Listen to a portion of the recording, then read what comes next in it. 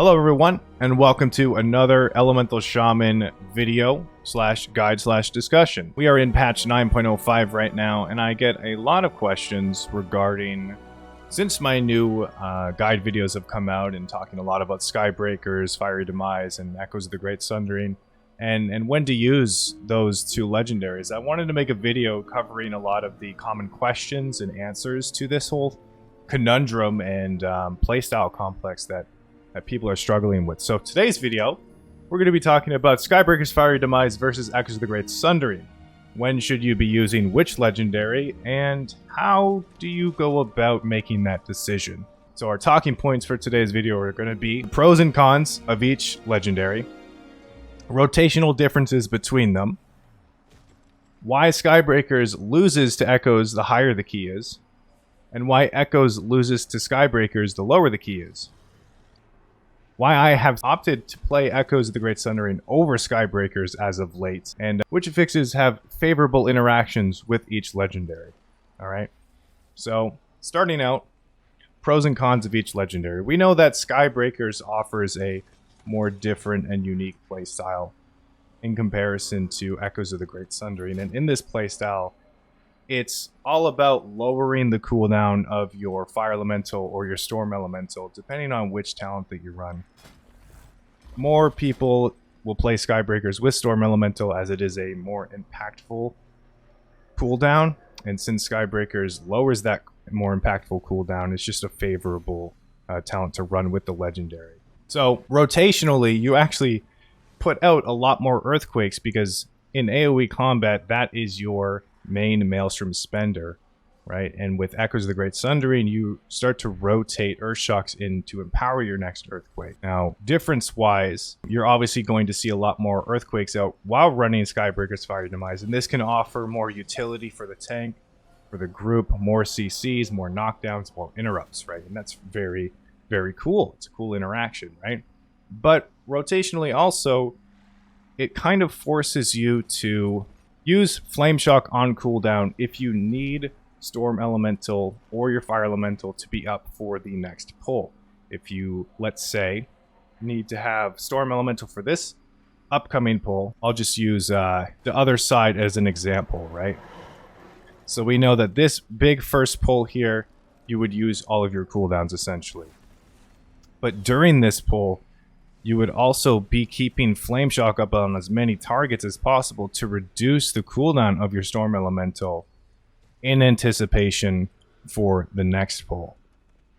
Now, usually, if you do this correctly, you could get your Storm Elemental up exactly when you need it for this next pull, right off the start of it. Especially because the Risen Warlord usually is the last to die. It's a pretty high health mob, and in certain level keys, you can get the Storm Elemental up exactly when you need it for the next pull. Maybe a minute 20 seconds, depending on how high the key is and how long these mobs are lasting. Then you could have it for this pull, right? You could have it again, if you use a Flame Shock on cooldown here, you could have it again for the next Enraged Spirit, right?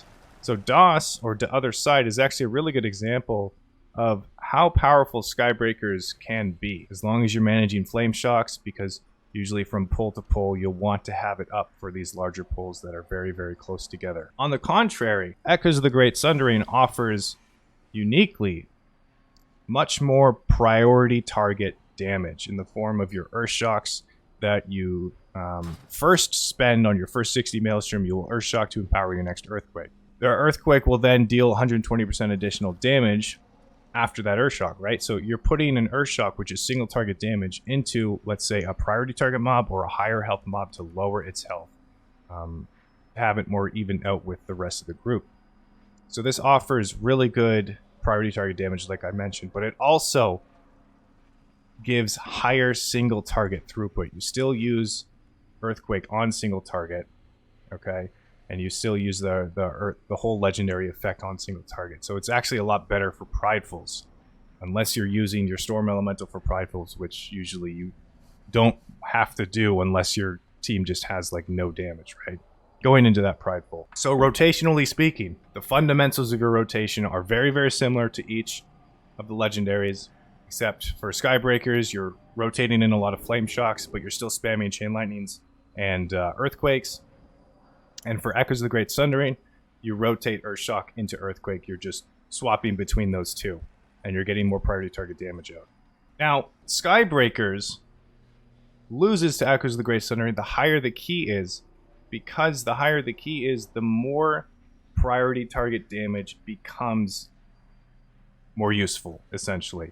Prides need to die. You need to not commit as much to those pridefuls as possible in order to like save your team from really doing a whole lot of or committing too much of their CDs to it, right? In anticipation for the next pull, you want to have a prideful buff with a lot of your damaging abilities. So Echoes of the Great Sundering offers exactly what you need for that. Not only that, but it offers a lot more single target than Skybreakers.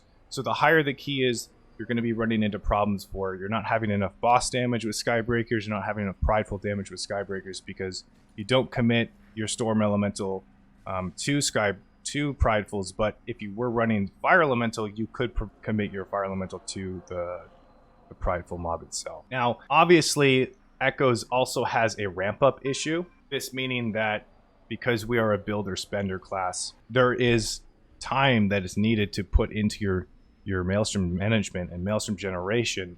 It's heavily reliant on that build-up factor. So the higher the key is, the more time you have in combat to be able to generate this Maelstrom and generate that resource to essentially give you the damage out of the legendary effect. Whereas the lower the key is, Skybreakers tends to pull ahead a little bit more if you're managing the cooldown correctly and managing those flame shocks, because you'll have more upfront damage if you have Skybreakers giving you Storm Elemental off cooldown a lot more, meaning you'll have Storm Elemental going into boss fights or going into big AoE packs a lot more often. But the trick to that, actually, in lower keys is actually a better Maelstrom management for Echoes of the Great Sundering. So kind of the rule here is the higher the key is, the more Echoes of the Great Sundering pulls ahead because of its priority target damage, because mobs live long enough for you to get your full damage out of the legendary. And with proper Maelstrom management and cooldown management, you can just get more out of the legendary itself. Not only that, but prideful damage and higher single target damage for bosses. The lower the key is, though, it doesn't really matter as much because you're not able to get as much damage out of your Echoes if mobs are dying too quickly. So you may be better off just running a Skybreakers Fiery Demise build with Storm Elemental so that you can better manage the Storm Elemental cooldown and have it up for more mob packs more often. Now, here's the thing. Which affixes have favorable interactions with each legendary? A common one that lays over to both of the legendaries as a favorable interaction is actually Spiteful. Okay? Now, Spiteful, it prolongs combat.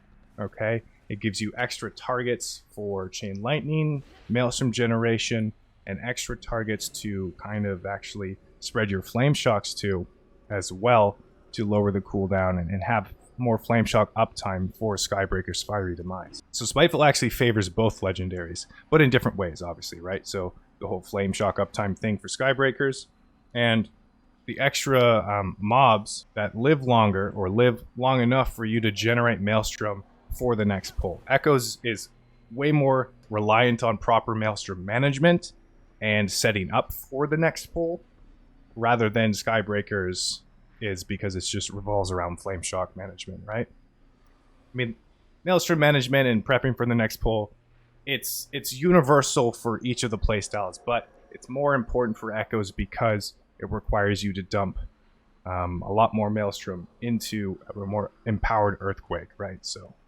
now Sanguine favors Echoes of the Great Sundering a little bit more, and I'll tell you why. With Skybreaker's Fiery Demise, you're spamming a lot more Earthquakes, and with Echoes, you actually split up your Maelstrom spenders with Earthshocks and Earthquakes, so you have less Earthquakes out, but they're more powerful, right? So that's the premises there. But Sanguine is a area of effect on the ground that heals mobs that stay within the pool.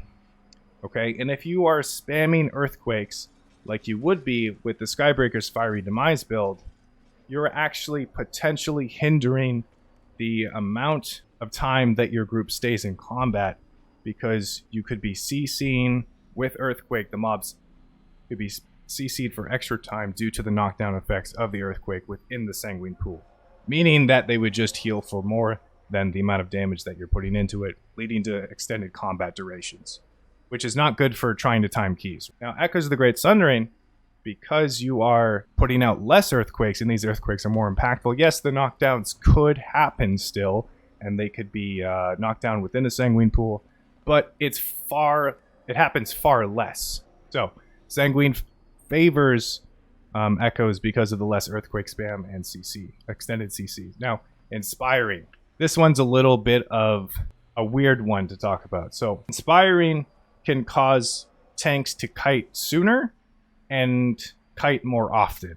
And this is because having an Inspiring mob within a pull, obviously you can't CC the mobs, you can't really interrupt them. You can only interrupt or CC the inspired mob itself. Because of the way that Skybreakers works, your fire elemental or your storm elemental uptime is a lot better for each of the pulls, so you have that higher upfront burst potential if you're running Skybreakers and you're managing the cooldown of it, so that all your damage is going out before the tank has to kite. Whereas like your empowered earthquakes from Echoes of the Great Sundering could get kited out of, or the tank has to move away from the ground effect of the earthquake because they just can't take the damage anymore, right? They've already used all of their abilities to kind of like soak the damage and stay within the area that they started in, but as the fight prolongs, Inspiring kind of makes the tank have to move and get away from them. So your empowered earthquakes could get kited out of potentially, unless you're in a well-organized group and you're pushing really, really high keys anyway. Inspiring really is a more difficult a fix to pug into with Echoes of the Great Sundering than it is for Skybreakers Fiery Demise, so keep that in mind. Now, I get a lot of questions why I've opted out of playing Skybreakers as often as I did, and more into Echoes of the Great Sundering. And I touched upon this a little bit before as well, and that is because Echoes of the Great Sundering offers a lot more priority target damage and single target damage too. So situations where you're running like a composition that has a lot of even cleave, let's say Fire Element or a Fire Mage, Boomkin, and Elemental Shaman. So you're running a triple ranged group. We know we have AoE capabilities, right?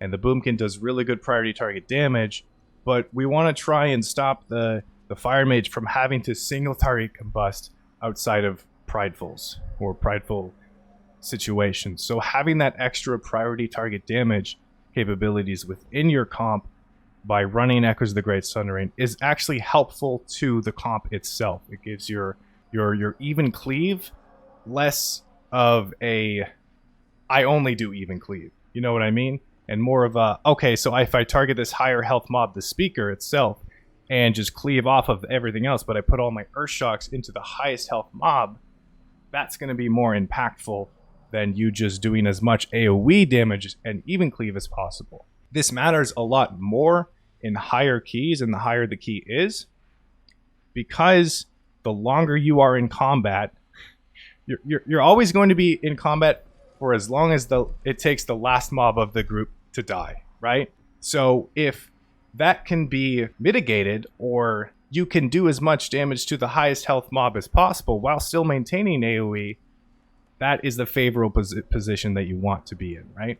Again, this is a lot more important in higher keys. So when groups or yourself, if you're watching this video, you start to do 21s, 22s, 23s, this is where it matters a lot more. And anything under that, you can literally run any build that you want. And as long as your group is capable enough of timing the key, they will. But in higher keys, it's a lot more impactful. And especially on Pridefuls and single target boss encounters, right? Pridefuls, you can get out a lot of damage by just doing your single target rotation with Echoes of the Great Sundering, and you're not reliant on using a Storm Elemental in order to kill that Prideful in time before it kills your group. You can commit Stormkeeper as long as Stormkeeper is up for when the Prideful gets summoned. You can definitely commit Stormkeeper to it, but outside of that, Echoes of the Great Sundering just offers much more single target consistent damage than Skybreakers does. Now, I hope that this video offers a lot of answered questions, or I guess answers to questions, but I know a lot of you guys are going to say, okay, so which key should I run which legendary? Or which dungeon should I run with which legendary? And there are situations or specific dungeons that favors Skybreakers a little more than Echoes of the Great Sundering, but in very specific ways. So, like I talked about before, in the other side, if you use Storm Elemental on the first pull, and then you manage your Flame Shocks well enough to have Storm Elemental up again for the next pull, and then again for the next pull after that, and then you also have it for each of the very impactful parts of the dungeon, right? This pull right here, not the Prideful, but then the boss of Hakar afterwards, right?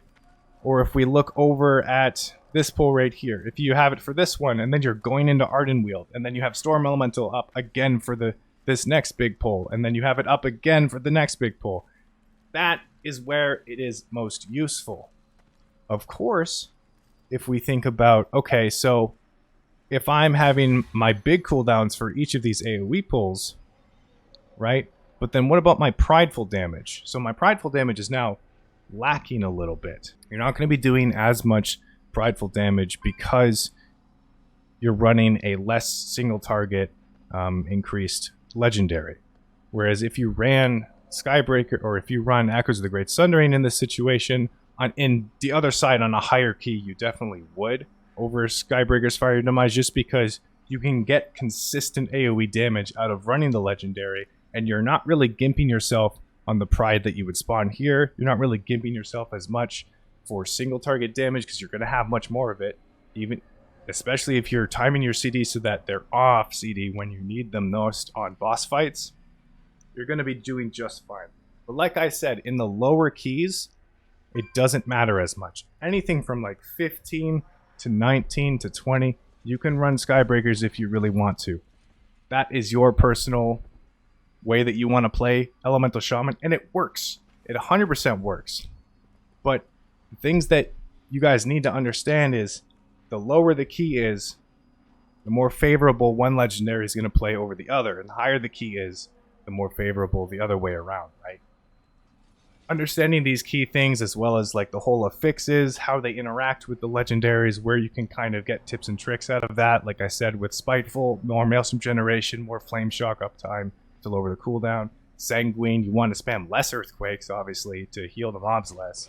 And Inspiring, you know, tanks can kite a little bit faster and sooner. I hope this video was helpful for you guys. If you need additional information, go ahead and ask a question down in the comment section. I'll do my best to get back to you. If you guys like videos like this, subscribe for more content. I'll be putting out more videos come 9.1, as well as some informational stuff for the pre-patch and just like my general Mythic Plus videos that I put out as well. Like the video if you like it. Subscribe for more Elemental Shaman content in the future. Catch me live at twitch.tv/Barokoshama, where I can answer all of your awesome questions and concerns. Also, if you guys want to support my content, consider looking at my Patreon page, my merchandise store. We just got some really awesome new mouse pads, some new merchandise, some stickers, posters, new t-shirts, new sweaters, all new designs, stuff like that. Really awesome stuff. I'll link the merch store down below so you guys can see that. And if you guys want to support my Patreon page or come subscribe to my Twitch channel, all that stuff is always welcome and appreciated. Thank you so much. Till next time, keep going, Maelstrom on. Bye-bye.